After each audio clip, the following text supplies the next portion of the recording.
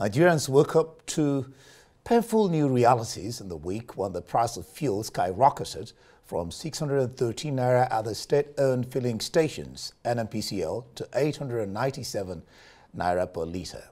The Nigerian economy has come under immense pressure since fuel subsidy was removed in June 2023, resulting in instant spike in the cost of living and subsequently protest against hunger and hardship in the country. Government has repeatedly said it is the hard way, the only way to take for future economic prosperity. The latest spike in fuel price has further complicated the economic situation in the country, with many lamenting the impact it will further have on cost of living. Is Nigeria's oil wealth jinxed? I mean, that's the question. Why is it so difficult for Nigeria to effectively manage its own oil wealth and make it work for Nigerians? These and many more questions begging for answers. Well, to help us untie the knots, we have joining us in the studio a seasoned business analyst and economist, Professor Anthony Chiko. You're welcome. Thank you. Also joining us is a trade and finance expert, Dr. Chiko Ekechukwu. You're welcome to the program. Thank you very much. It's my pleasure. All right. Let's look at this issue. I mean, all of us are Nigerians and we know what is happening. I mean, you're experiencing the hike. All right. Yep. Bill Gates says that Nigeria's economy is stagnated. I mean, he says that the revenue to GDP has grown. Nigeria's debt stands at 121 million. 65.6 trillion domestic, 56 foreign. Nigeria's GDP is 229.9 trillion naira as at today. Aside hampering capacity, if that is correct, to manage debt obligation, if that is correct, if you think so, and limiting further borrowing options, what's the implication of high levels of public debt to the economy and to Nigerians? Yeah, to me, okay. Yeah. All right. In every economy, you measure with the macroeconomic indicators. One of them is the public debt of that particular country.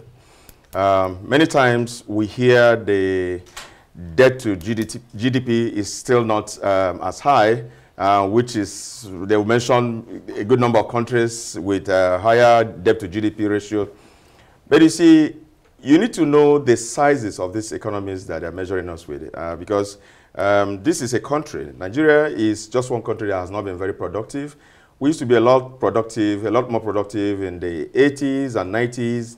Today, most of those factories that existed no longer exist today. And so we have other macroeconomic indicators, the unemployment rate as high as it could be. We have FX, foreign exchange rate as high as it could be. Inflation rate, one of the highest in the world. And so these are the indicators to say we don't have to continue borrowing. But of course, because we have a deficit in our GDP, which will always necessitate the borrowing that is taking place, then we don't have any option but to continue to borrow. So the question is, why create more deficit in our budget? You know, so do we have to continue to create this kind of deficit in order for us to continue to borrow?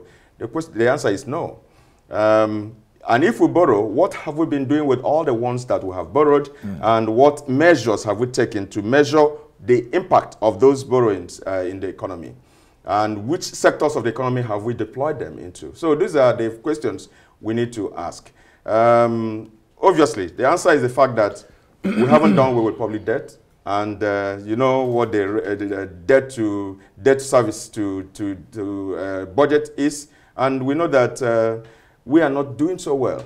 That is a major problem. That's a major bane of our economy, because we need to do a lot more better with what we're doing with the debt we are collecting. We need to do a lot better with the debt we are collecting. Prof, do you agree? And Nigeria spends less per capita on its people compared to other African countries. Raising revenue, the big issue. Tax collection, pretty low. And Nigerians are not paying tax because, just like you said a while ago, government is not utilizing or seems not to be utilizing the money to better the life of Nigerians? Permit me to define or redefine this economic crisis. Yeah. Because almost 60 to 70% of the solution comes from understanding what the problem is.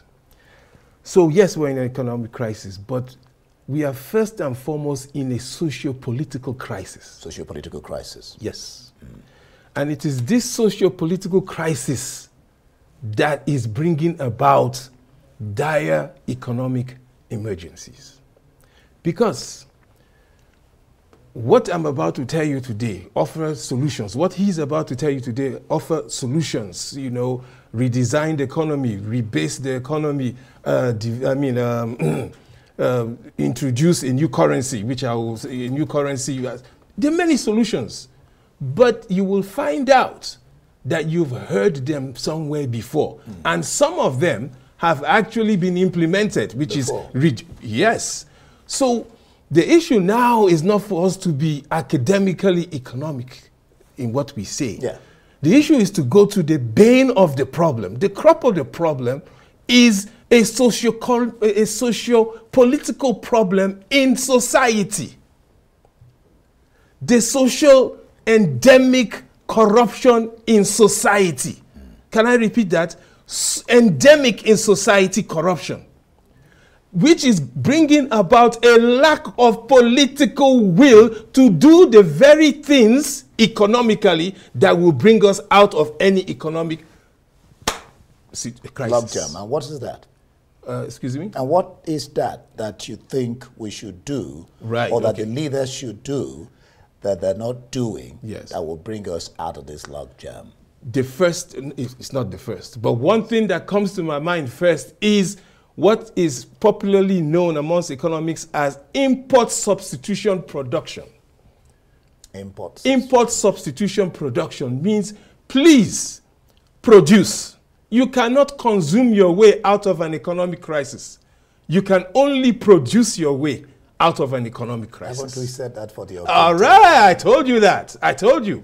But, like I said, the issue is the drastic, and I use the word drastic with caution here, the drastic measures that are needed to sanitize a society in which corruption is endemic. There's no political will for that. Because it would mean a rejigging of the civil service. It will mean a reconstitution of the public service. It will mean a redefinition of what it means to be an elected officer. So this is the problem here. There are many things that we talk about and which we will talk about. For instance, there is one important thing that must be done. Because, you know what? What we're going through is hyperinflation. Define it. Any economist will define it. It's hyperinflation. Where the prices of goods are skyrocketing at an alarming rate. I'm putting it very colloquially. Now, now that you've talked about hyperinflation, yeah, let's bring this a little bit further home. Just recently, I mean, it was this week, the government hiked for the umpteenth time the petrol cost, the price of buying fuel. Dangote says it cannot influence petrol prices, says it's strictly regulated, and NPC to exclusively purchase Dangote's petrol as sole importer, even though they're saying now that that is not true, that anyone can go to Dangote and buy, you know. Price increase could complicate even the central bank's job of fighting inflation and stabilizing the naira. What's your sense of what is playing out? Even Dangote is saying they can't influence prices. And then in some quarters they're saying, and what do you make of it? That it was just at the time that the Dangote fuel is about being churned out, that the NMPC increased their own. Yes. You know, first of all, they have come to tell the public that they didn't increase the fuel price, that the fuel price was determined by forces of demand and supply. I'm sure you heard that.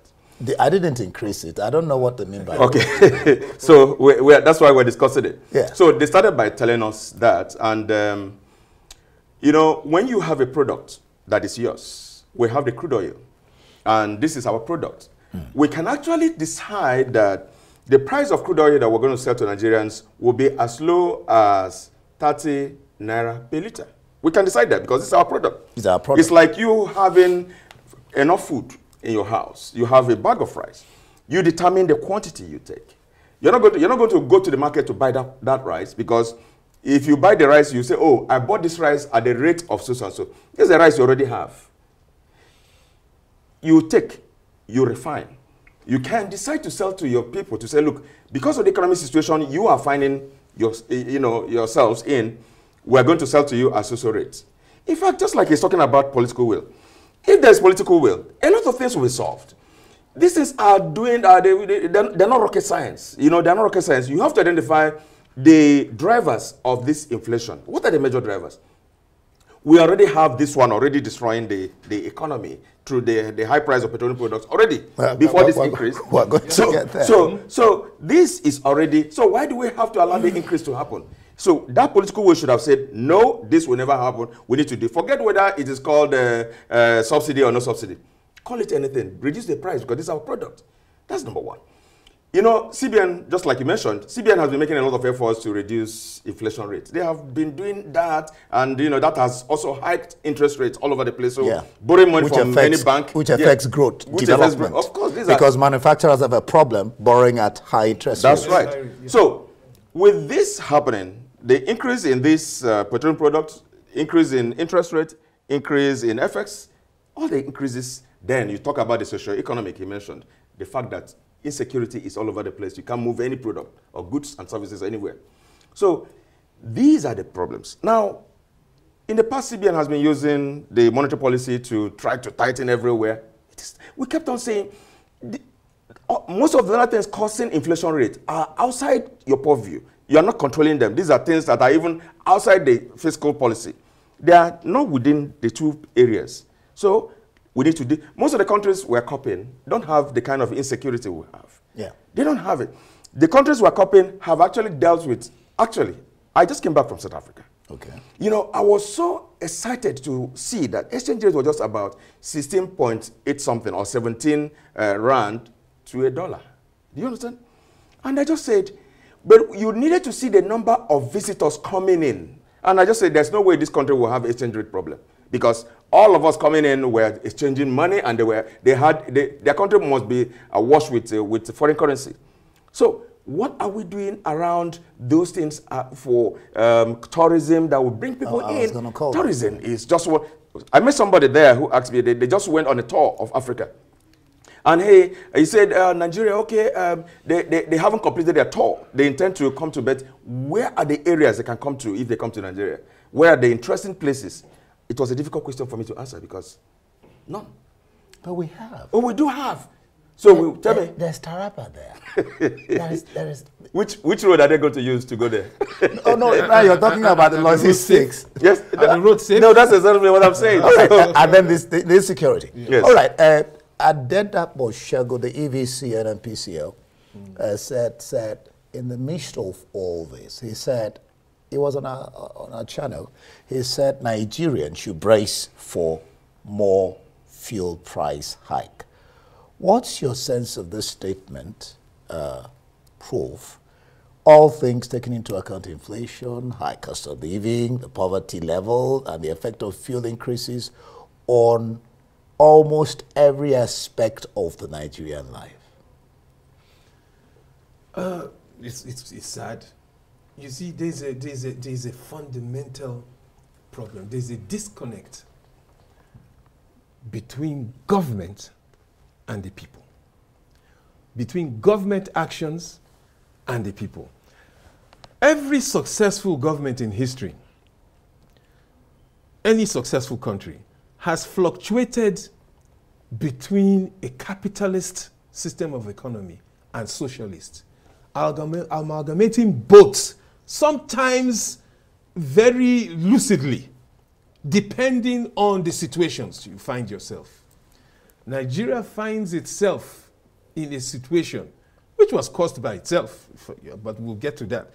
But it finds itself in a situation where it has to tender towards socialists, I will qualify that, socialist tendencies, because there is hunger. There is hyperinflation, as I mean. Let me put that in context. Means people do not have enough money in hand. Expendable income, yeah. Exactly. So it comes a time where government must be innovative in getting in revenue, and that revenue goes directly, for now, to the people. And that is why it is sad that at this time now, there's a fuel hike. Because it's at this time now, whatever reserves we had, or we have, that we're supposed to be using in innovative and creative projects to douse any suffering the people would have. Now, at this time now, we are told, to your question, we are told, and rightly so, I think he's right, that the prices of fuel is still going to go up. Of course it's going to go up. We are even at 8, what's the price now? 897. Which is not the real. 897 is NNPC. Thank you. I was about to say that's not even the real. We are still lower than all our surrounding neighbors, which is not a good thing. Hold on.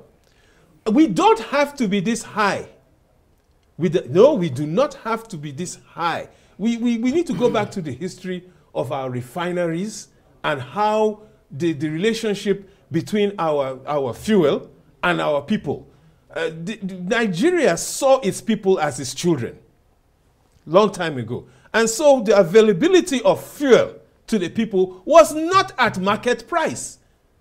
It was the duty of government to innovatively make money, get revenue, and give certain, I dare call it, human rights factors. You know, I have always wondered, and I'll ask you this, Chijioke.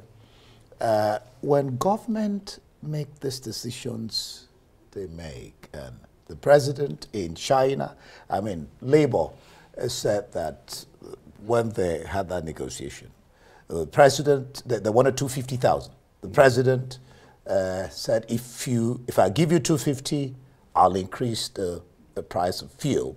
But the president in China, speaking to NIDO, Nigerian diaspora, defended the reason for the increase, saying we have to make, in quote, hard decisions have to be made. But I'm wondering, Chijioke, is the government and NNPC concerned at all, because that's what he was alluding to, about the socio-economic impact of these flip-flop policies? Yeah, we all know that... where is the balancing? Yes, that's right. We all know there is a major gap between government and the people. When we listen to the IMF, the World Bank, and they say one thing or the other, they have mentioned most of the things that are happening today. They don't consider the people. What they consider is, will these people be able to pay us back our money? So let us give them the conditions that will make them pay back our money when they are due. The people are not their concern. But let me also tell you that when you hear, for example, China inviting all African countries to China, we should just be deceiving ourselves if we think that China has interests. We're going to get into China. We're going to go into that. They say they're going to give. They are coming to invest $51 billion. They're coming to invest. I was DG Abuja Chamber of Commerce. I can tell you, sitting on that seat, a lot of these people will just come. They have targets given to them by their president on how to achieve the market size of Nigeria. So this issue of giving, no, they're not giving. They're coming to invest. Don't forget that most of the investments they're going to do in, just like we have some of them going on, their people, their construction companies are going to come. Their banks are going to do it. So these monies are still going to go back. All right. Let's look at this. Anthony, REPS, MBA, PDP, and a host of others are demanding a reversal of this price. Let me even speak to Walter Famosigwe, the NBA president. He said the NBA, he said he describes the increase as thoughtless and unjustified. Then he says it will increase poverty, hardship faced by Nigerians. Is urging the government to prioritize the welfare of its citizens and pursue policies that alleviate rather than worsen the sufferings. And then Atedo Peterside says government lacks concern for the poor. Can you fault this, with what experts have a different for adopt, again, anti-people policies? You mean fault what Afam said and Peter side. Says that it's thoughtless and unjustified. And it does not speak to welfare of the citizens. They should pursue policies that alleviate rather than worsen difficulties. And Atedo is saying government is not thinking about the welfare of its people. Let me be categorical so there will be no misinterpretation of what I said. I find no fault in what they say. Absolutely no fault. Like I said, there's a disconnect. There's a disconnect. Creative, I mentioned something about being innovative, yes. What if, and I told you, but because when I say what I'm about to say, there's going to be a reaction. But what if all government allowances to public officers were slashed by 50%? But we've discussed this here. It's not going to be what reaction. We've discussed it on our programs. Okay, beautiful. I mean, what's his name? William Ruto. It said so. When the people rioted because of IMF, he cut the government size. The size and the cost of government. Number one show that the government is with the concerns of the people. The number one show will be to cut the cost of government by 50%. And that means not the salaries, because no government person is living on the salary. The allowances and the expenditures and the interests and cut everything. Chiko alluded to that. Yes. When the House of Reps said, we're going to cut our salary, said that's not where the problem is. The devil isn't there. Exactly. Allowances. Yes. When you do that, you won't believe the amount of money that is saved. That includes trips outside, includes the amount of money that is saved. It will go a long way in showing concern to alleviate the problems, or rather the sufferings of the people. Or at least even cause the people to buy into whatever you are doing. You do. All right, we have a little time before we'll take a break and then go. Just briefly, you spoke to corruption, and I have something. Let me see here. I think it was Falano who spoke something about corruption. Falano talks about need to uncover what he describes, Tijoke, as monumental fraud in Nigeria's importation process. And then Sam Abakoba says the president should relieve himself of being the petroleum minister. Would that do anything? And what do you have to say about the corruption, what Falano said? We didn't know about this corruption today. It's been endemic. It's been there.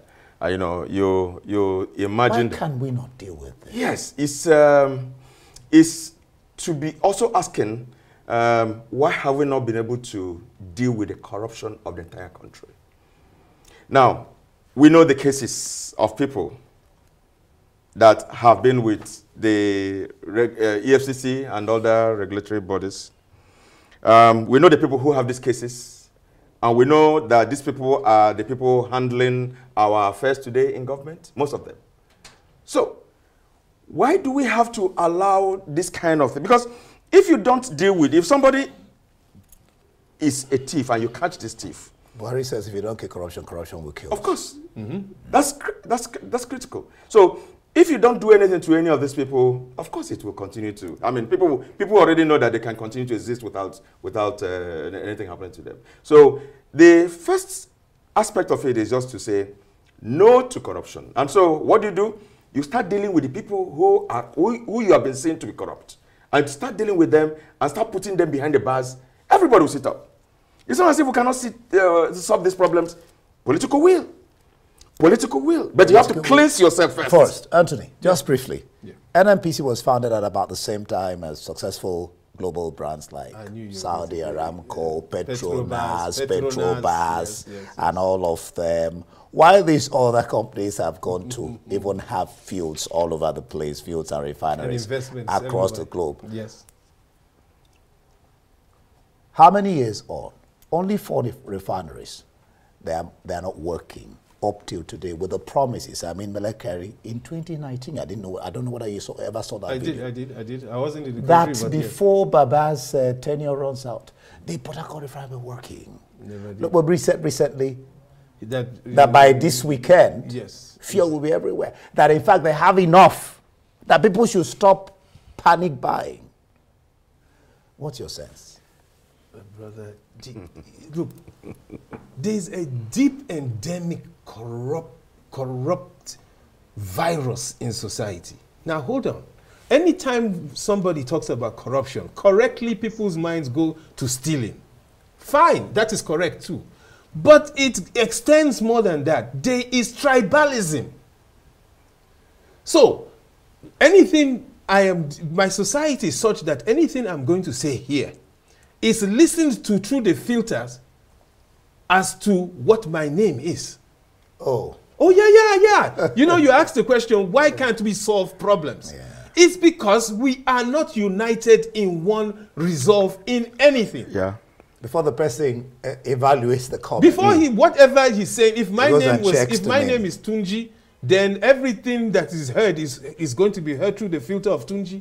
My name is Chibo now. Aha. So now that everything I'm saying here is going to be heard, and that does not take a society forward. Everywhere there has been progress, Tanzania, Botswana, there has first of all been a killing, Rwanda, a killing of tribalism. Especially Rwanda. Yeah. Yes. No mention of Tutsis or Hutsis anywhere is not in your form. Because economically speaking, inside the socio-political problem we have, you can't execute. That is why no matter what strategy he brings about, I bring about, any professor brings about, it in Nigeria, it does not work.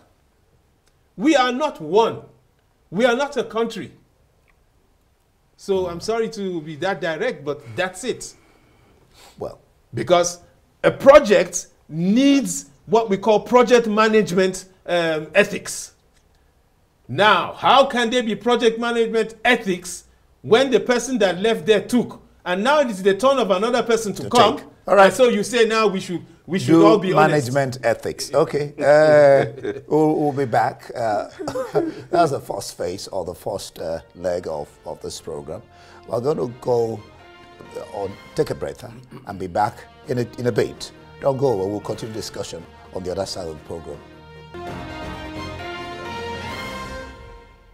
China on Thursday stepped up its support for debt-laden Africa with funding of nearly $51 billion over 3 years, backing for more infrastructure projects and the creation of at least 1 million jobs.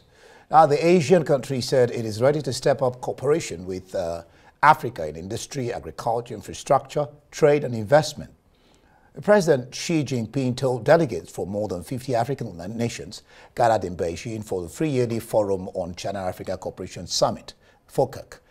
The world's biggest bilateral lender promised to carry out 3 times as many infrastructure projects across resource-rich Africa, despite Xi's avowed new preference for small and beautiful schemes based around selling advanced and green technologies in which Chinese firms have invested heavily. The Chinese leader committed 360 billion yuan, that's about 50.7, just close to $51 billion like we spoke earlier. Smaller amounts will be provided through military aids and other projects. The financial assistance will be in yuan in an apparent move to further internationalize the Chinese currency. Nigeria eyes stronger economic ties with China, especially in the areas of infrastructure development, as President Bola Ahmed Tinubu wraps up his visit to the Asian country, describing it as a huge success.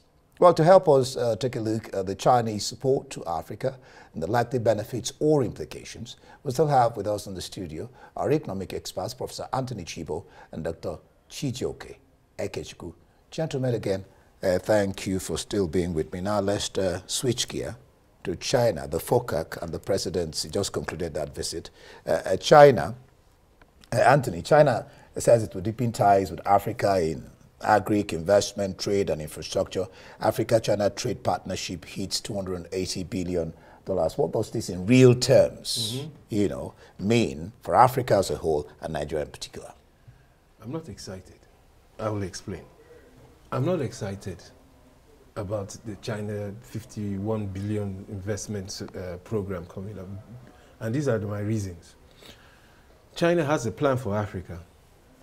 Does Nigeria have a plan for China's plan for Nigeria? No, take us again. Now, China has its own strategic plan for investments in Africa. And I'm asking an open question and saying that Nigeria must have its own strategic plan for using the possibilities of China's money to develop its own infrastructure. Is that plan on ground? I can repeat. No, I understood. Is that plan on ground? Because if that plan is not on ground, then there's a problem. 2, if that plan is on ground, or when it comes on ground, if it comes on ground, you will find out that when negotiations for strategic interests versus strategic interests, that is China's interest versus our interests, are brought to the negotiation table, you will now also join me in not being excited about their plan. Because from experience, from negotiations, if a dollar or a yuan is given, then it must be insisted. We must insist that that yuan, at least 50% of that yuan, comes to national interest. What means maybe capacity building, transfer of technology, and let me give one that gives a very good. For instance, we need to produce. We need to industrialize. So it means that there is no space for you to come and buy land, to buy a factory, and build a factory that will export goods being manufactured by your people in our land to your place. Let me repeat that again. We want to industrialize. We want to increase our own production for export. Therefore, this is very critical in China trade. Therefore, there is no room for you to come and buy land, okay, here, take the raw materials here by your own people, process them, add value to them, and export to your country. Okay. There's no room for that. Okay? There's only room for you to partner with us, technically, or in any way, where we have now end up with the infrastructure to produce and send to you to buy at a reduced rate. All right, because of what this last statement you have made, I was trying to follow up on the question about China has a plan here. Does Nigeria have a plan for the plan of China here? But I will come back to that question. But let me ask this because of this, your last statement. She is proposing, and Cyril Ramaphosa spoke to this. He's saying that this is for him, this is fantastic. It's not like new colonial, it's shoulder to shoulder. She is proposing that bilateral relations between China and all African countries be elevated, upgraded, if you like, to the level of comprehensive strategic partnership. What's your sense of that?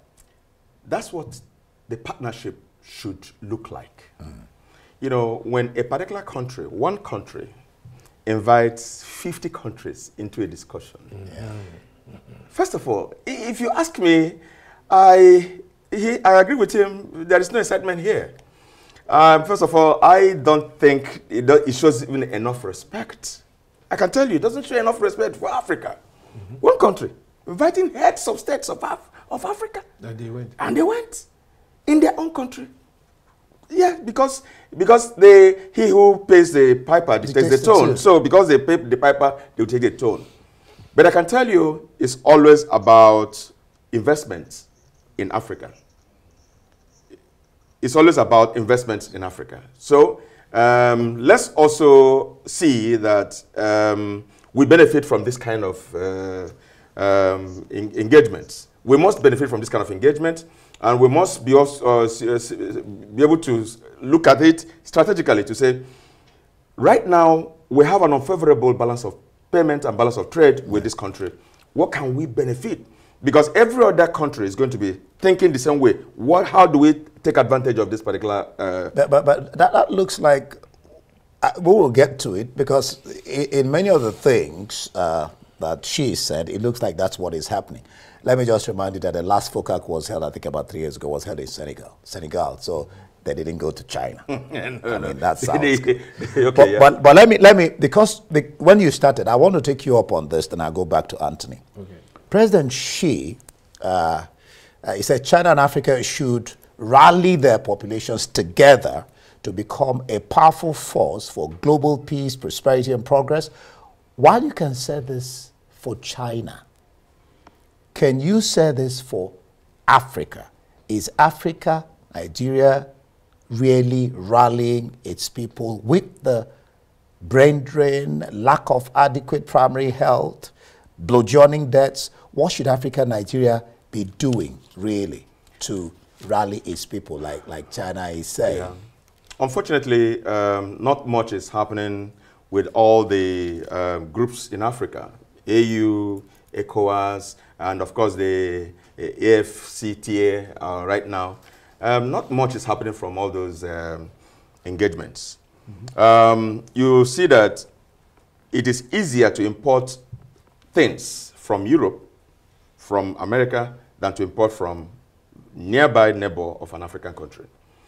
Now, Dangote spoke to that. He needs about 36 visas, and to cross the country. Yes, yes. And the need for African trade to be encouraged. Yes. So we have on table, on paper, all these trade agreements, but practically, they are not working.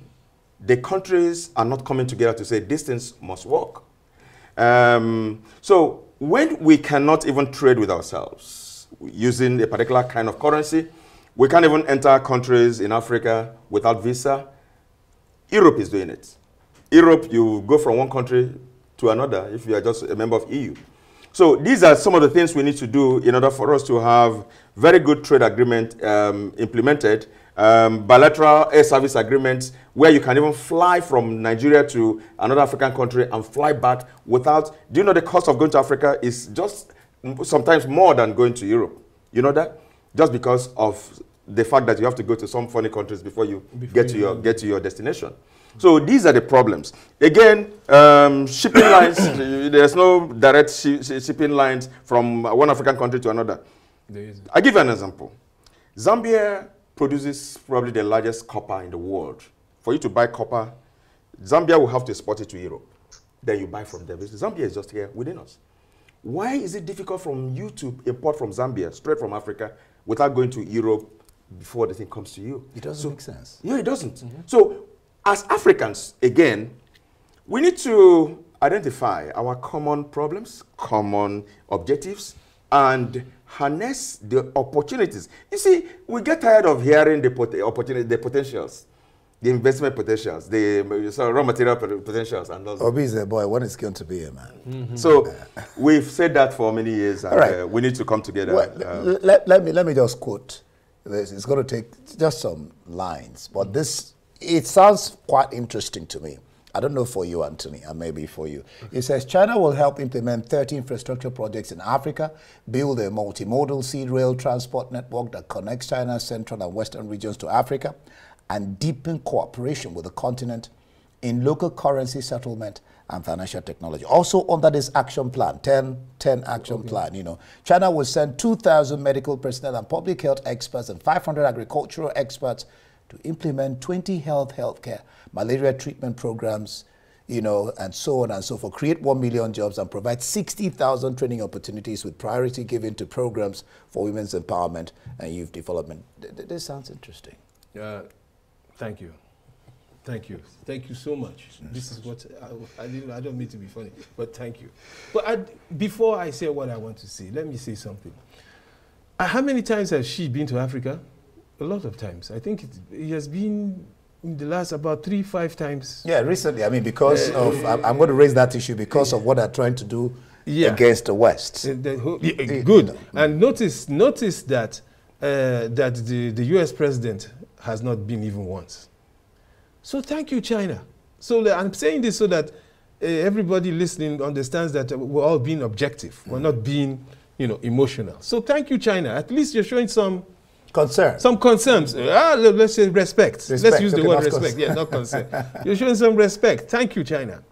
Then, you know what? You remember I talked of our own. You have a plan of what you want to do. I am saying that we should have a plan within, that is, to react to your plan. And I wrote it down. There's many offers, but I am saying that one of the offers that our plan should give to China is this. Please, China, we are proposing to you to reduce tariffs and provide market access for Nigerian products. It's also included. Hold on, I'm coming. We are proposing to you, to reduce tariffs, provide market access for Nigerian products, especially in the non-oil sectors, like in textiles, in leather goods, processed foods, and cultural industries. Now, on the table, Nigeria proposes this. If the answer from China, after deliberating this, is a positive yes, then I'm excited. Yeah, let me just take you up on that. Yes. It's one of the things, because they're saying for 33 countries, but that's what I don't know, because I don't know whether you call Nigeria a poor country. Nigeria is not a poor country, is it? Because they said 33 countries, we are reducing tariffs. They included it. Yes. And then tariffs, and then they are opening their markets to African products. That sounds... To be fair enough, we see a lot of Chinese investments in Nigeria. If you go to Lagos, come to Abuja, go to other states of this country, a lot of investments, a lot of factories, a lot of businesses that are going on here. I know that China is trying to expand its market. They want to reach the entire world with a lot of the markets. I'm sure you know the Road and Silk Belt and Silk Road project, connecting all the places their goods are supposed to. I mean, that's part of the infrastructure. That's part of this $1 billion. So when they create that infrastructure... In some quarters, the argument is that China is producing quite some, so they are looking to create infrastructure where they can, they can bring their goods. That's the part of it. But sorry. Okay, so, no, sorry. Sorry. It's actually going to be a win-win. But the percentage of win-win is what we do not know. It's going to be a win-win, I can tell you, because a lot of investments of China are coming in. Most of their products are good products we're using here, and so win-win. But what percentage is A winning from B? But like you said, he that pays the piper dictates the tone. Until Africa learns to upgrade, and go to the table with something that, how do you call it? Comparative advantage? Competitive advantage. I'm skeptical. Righteously skeptical. It's good to focus, because China is the manufacturing hub of the world. What we are looking for, or what we should be looking for, is to use China, or for China to help us to also be at least a manufacturing hub in the world. And that is why I said it's righteous skepticism. If it works, if this deal offer, I don't know if we have offered that, but they've certainly said, yes, we can do that, works, and through Chinese technology and industrialization, we established that we are able to make our own toothpicks, our own mobile phones, our own motorcycles. I know why I'm mentioning this. Our own motorcycles, our own electric car. You know why I'm mentioning this? Because that's exactly what they are making too. Yeah. So, I don't know anywhere in the world where you will just say, okay, I love you so much, you make it. All right, let me bring in this, because we have less time. China's move is geared towards rewriting perceived imbalances against the global south, an euphemism for developing world. That's what they call the global south, an euphemism for, by, the Africa's Western, powers or neighbors. I don't know, what's your thought on that? Because that's the talkings of quarters, and that's what China is gearing up. What political will does is that every time you measure what you have performed and how well you have performed, you measure your performance and you give yourself the next level of target. China sits down to look at the global market to say, where is the next opportunity? They will point to Africa. The other markets are closed. They are not closed, but of course the other markets are saturated. Yes, saturated, yes. So where are the opportunities? Africa. So all you do is just to make all the efforts or push everything you can do, whether it's a pawn to eat the king or the queen. Yes. Yeah. But make sure that you... That tells me you love chess. So that is just what is going on. It may look like a very friendly relationship. It may look like, this is something that will benefit you. Yes, we are going to benefit. But I can tell you, at the end of it, it's about investing, expanding their frontiers, the frontiers of the investment. Now, you talked about scoring and all that. Now, I come to you, Anthony. The president scored himself while meeting with Nigerians living in China as very good and successful. You want to score him. I ask you, and then maybe you score him. I mean, should he be scoring himself? I mean, he emphasized, for example, the importance of discipline and commitment to serve. Now, discipline will entail focus and frugality in your spending, and being organized. The question then is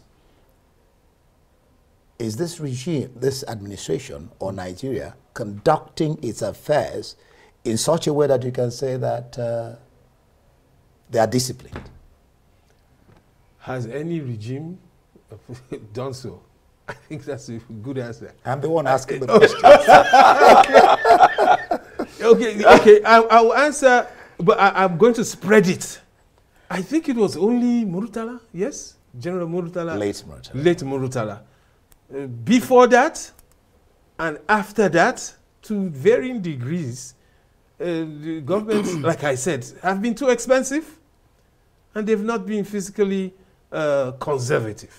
I'm speaking political. So should we be talking about discipline to Nigerians there? Yeah. And he's called himself good and successful. What do you think? You see, a lot more is expected from leaders of a country like this, especially at a time like this.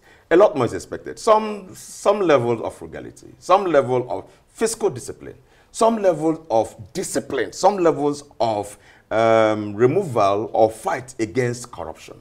By the time Nigerians see it, everybody will be excited. Everybody will say, oh, they are trying. This is what is happening. They are trying. Yes. But we haven't got to that point where anybody will say, oh, they're trying. We haven't reached that stage yet. All right. Gentlemen, I want to thank you so much, Professor Anthony Chibo. I just want to get your designation. Anthony Chibo, business analyst and economist. Thank you for being here. Thank you. And then, of course, Dr. Chiko Ekechukwu, trade and finance expert. Thank you for making the program what it is today. It's always my pleasure. Thank you, gentlemen. Thank you so much. Thank you. All right, and that's the much you can take this edition of This Week Today. Thanks for our production team here in Abuja, Lagos, and London. Do join us same time next week for another exciting edition. I may not be here then. I'm standing in for Sumner Sambo. I am Ndi Amogo, thanking you for watching. Bye-bye.